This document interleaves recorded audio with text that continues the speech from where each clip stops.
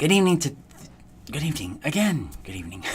So this week, today is live Q&A day. So if you guys are new to the group, every Thursday, I post the Got Questions Get Answers thread, and then you can post any question you have about getting past codependency, dealing with a relationship issue, handling emotion, anxiety, trauma, and get some free mentoring, some one-on-one touches for your experience. So today, hey Dave, today we're going to answer the questions that were posted. So let me get the thing over there. There we go. All right. So first, Aubrey comments about staying the course in a decision that she's made that everybody else will think is a terrible idea. Number one, we want to be really careful about decisions. And then specifically with her relationship to her husband, she wants to make some changes to see if she can get him to re-engage. And so I've directed her to a better resource than what she was using at the time, because I'm very familiar with the course she's referencing, and that has actually caused a lot of problems for people. But when it comes to decisions and we think it's going to be terrible, that's something we need to stop. We need to ask advice about this from people who are not in our situation, from people who have experience with something that is more healthy or more effective in that same category. That way, we're not getting ourselves stuck in situations because we're trying to control something or trying to get something. So that's a tip on that. So if you're dealing with something that's very uncertain for you, or you're afraid that you are making a terrible decision, hit the brakes on that. Take some time, step back, and talk to somebody who has experience in getting the result you want. Okay? That's a key element there. When I take on consults or when I go out and I look for and then I hire mentors, I'm looking for people to get the results that I want to get. And so, pro tip there. Okay? All right. So let's get down to Iru's comment. She says, I find it weird that I don't feel there is a barrier in my rights or gender plays an obvious role in her experience. So let's see. Am I immature or ignorant? You may not have enough experience with it. You may be living in an area where that's not a very prominent thing. I can't really speak to that, being a white male in this country. I don't have the ability to really gauge that. So I'll leave that to the rest of you guys to answer. If you want to, just locate the thread. It's the Got Questions Get Answers thread, and answer that there. I think that'd be the most appropriate way to handle that question, because I don't have the experience on that end. All right. Another thing here, Dave says, if there's any perspective you'd be able to share on why people sometimes freeze and aren't able to speak. We do that because we have an emotional association with being heard. Okay? We all have emotional associations with things. Their emotional association is that they're threatened. Something's going to happen to them. Okay?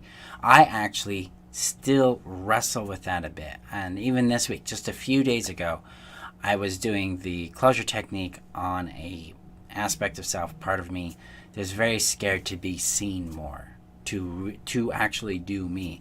And it was linked to a very early memory where my mother was very, very angry and freaked out because she walked in on my sister and I playing doctor. We were like 4, and her terror I internalized as, if I am doing something I'm curious about, I get in trouble. And so I shut myself down, and I've wrestled with that all of my life.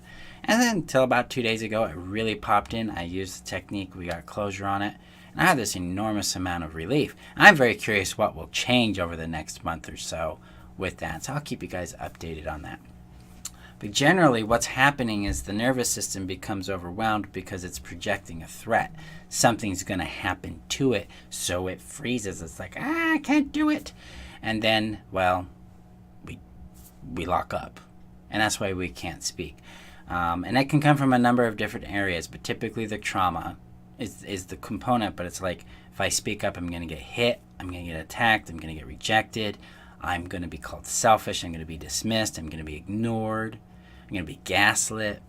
And so what needs to happen for that individual is they need to get in contact with that aspect of self and get some closure there. And resolve that trauma so their voice becomes natural to them, rather than trying to force it, rather than trying to become comfortable with speaking up. Let's just eliminate the trauma so that your natural comfort zone, your natural gifts show up, and you can be you and do you the way you want to do you. Right? All right, let's see. Now, neglect can cause people to shut down, but typically that's coupled with heavy criticism there, Dave. So let's see.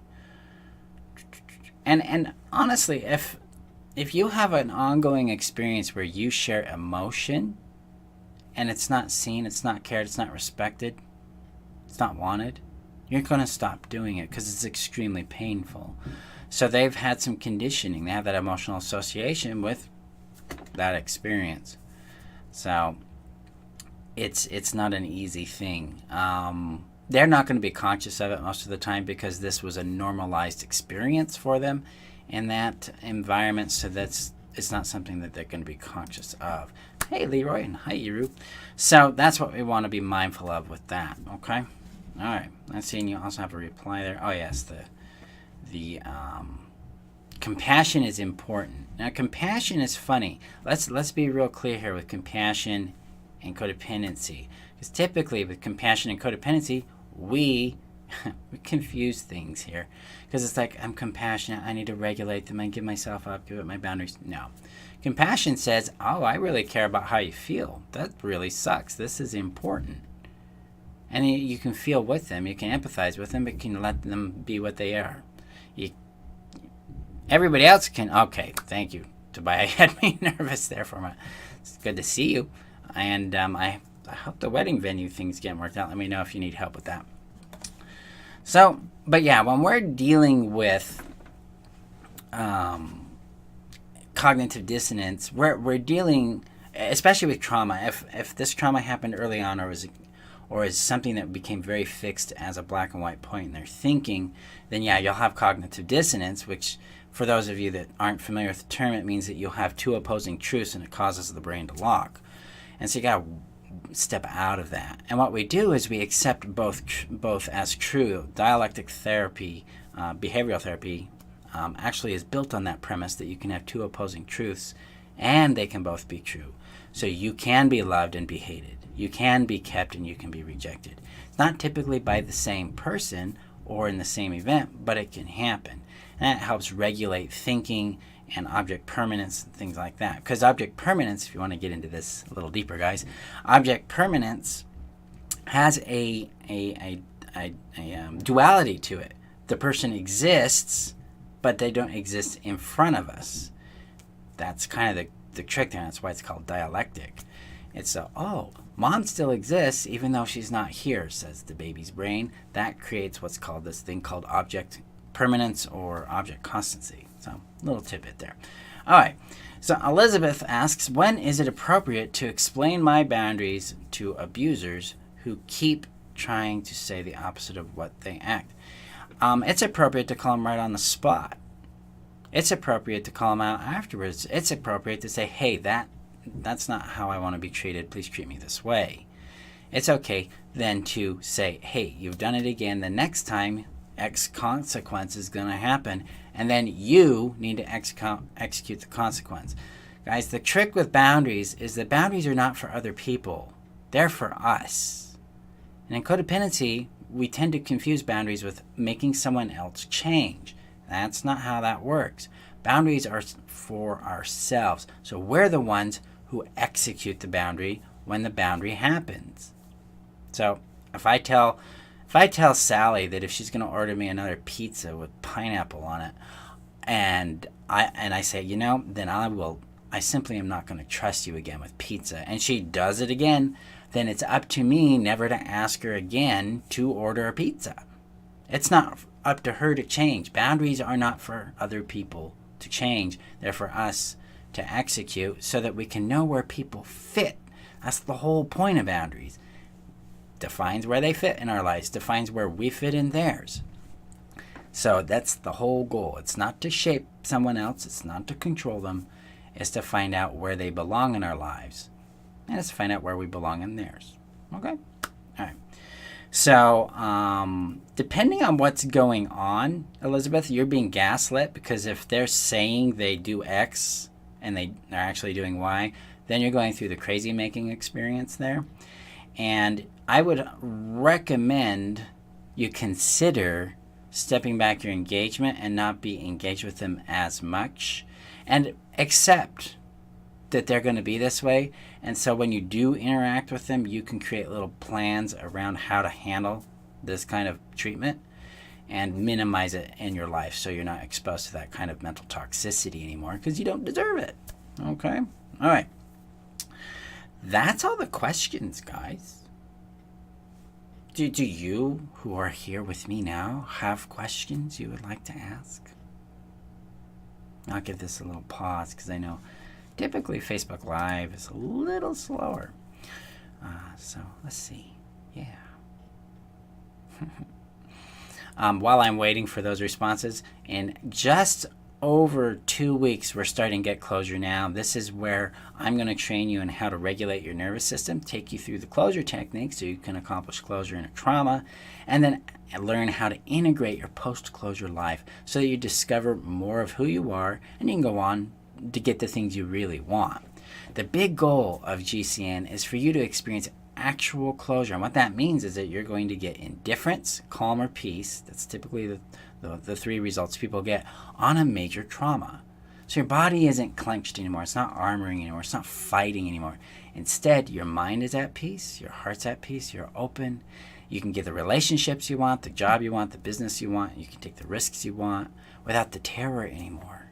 Okay? You can have the intimacy. You can have, if sex is an issue, you can have that without, the terror.